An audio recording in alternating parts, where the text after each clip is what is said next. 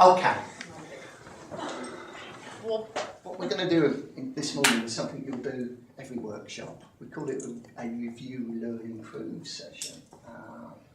The idea behind it is each of us learn in different ways. One of those ways is reflection. So having the opportunity to reflect on what we've tried to do and success or otherwise of that can be a learning event in itself. I'm going to ask you to be a little bit un-British in a sense, because I'm going to ask you as we go around here to blow your own trumpets. If you try things from your maps that have worked, get about it.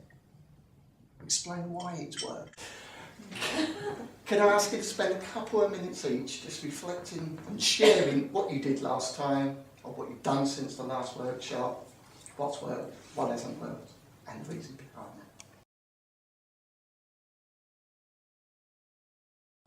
that. Okay. Fire away. Very clear, whereas before it's more like I'm taking that away and that's it and not talking about it, and that wasn't always, didn't work very well. What difference have you seen in their reaction to you? Oh, much better. Yeah, it's not like a happier environment, but it's a bit more of an open environment now, and a lot more conversation about workloads now and what I can and can't do. So people actually now volunteering, I've got too much on my plate now, and it is a bit more. Yeah, it's a nicer environment because of that.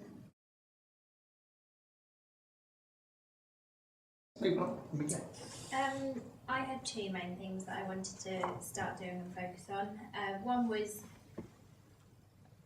challenging people when they ask me questions. So instead of them asking me a question, me just going, oh, the answer's da-da-da, and then writing it down, I've started to stop and say, what do you think the answer is? And actually talk it through with them. And on how many occasions have they been able to come up with at least something? Yeah, it always starts off like we said last time with I don't know, I'll think about it, what would you do? And it's just it's getting into the habit of answering questions with a question so that people think for themselves, which hasn't necessarily made everybody happier because they're having to work harder. Mm-hmm. There's a learning curve for them as well. Oh, no salary, yeah.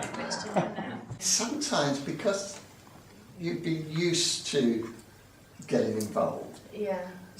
Either consciously or subconsciously, they might have been thinking, oh, I've got to go and ask. Yeah. That's the expectation. So by just changing that dynamic, you're giving them permission to say, oh, maybe I can get on with this myself, as well as the positives of helping them to think as well. Yeah. It's interesting, people sometimes give the impression that they're comfortable doing what they're doing. You know, at the extreme is I just want to come in at 9 and go home at 5. If you pick away and pick away, we're inquisitive by nature. We want to do a good job by nature. So if I can learn a little bit more, that allows me to do my job a little bit better, and I get recognised for doing so, chances are people will take that opportunity, whatever it is. Being a bit more decisive myself, and I think one thing I've realised is that there are occasions where I question my own knowledge and my own sort of solution to something, and I think sometimes actually being a bit more confident to make a decision yourself, which sometimes I haven't always done. It's a good point, isn't it? You know, we talk about staff and their insecurities and thoughts about where they are. Well, you're members of the team yourselves. You're going through a learning process yourselves. Yeah. You're going to have, and I'm putting this far stronger than you put it, but mini crises of confidence yourselves. And people helping you, don't you? Because I've worked in sort of, I say property for nearly 15 years, but I've only been doing lettings for probably 2 or 3. So there are times on the technical side probably where I'm not 100% confident. I do know the answer, but I just need to know that I know the answer, and sometimes I can hesitate because I'm just sort of questioning, well, do I know that? Yes, I do. And just trying to be a little bit more confident that way. So it's kind of like bilateral confidence, trying to give my team a bit more confidence to answer questions, but also trying to be a bit more confident myself as well. And one of the things, okay, there are certain things you can't get wrong because of legislation or whatever, but as I made the comment earlier, sometimes just trying things, even if they don't work perfectly, you learn from the doing.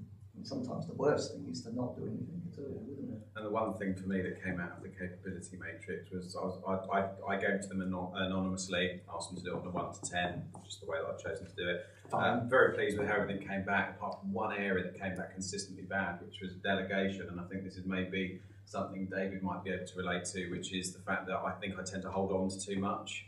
So and that was obviously picked up in that, because there was more than one person who gave me quite a bad rating on delegation. So either I'm not delegating in the right way, or I'm not delegating enough. So that's something I've definitely got to work on. If I had a pound for every person who said they could delegate better, it's Yeah. rich. It's the hardest thing, I think. Well, I've come from a background where, you know, I like to get things done. I'm a bit of a stickler, a bit of a perfectionist. I like to make sure it's done. I know it's done properly. I know how I like it done, and that can prevent you from giving things out as you possibly should do, and that's quite clearly been picked up there. So.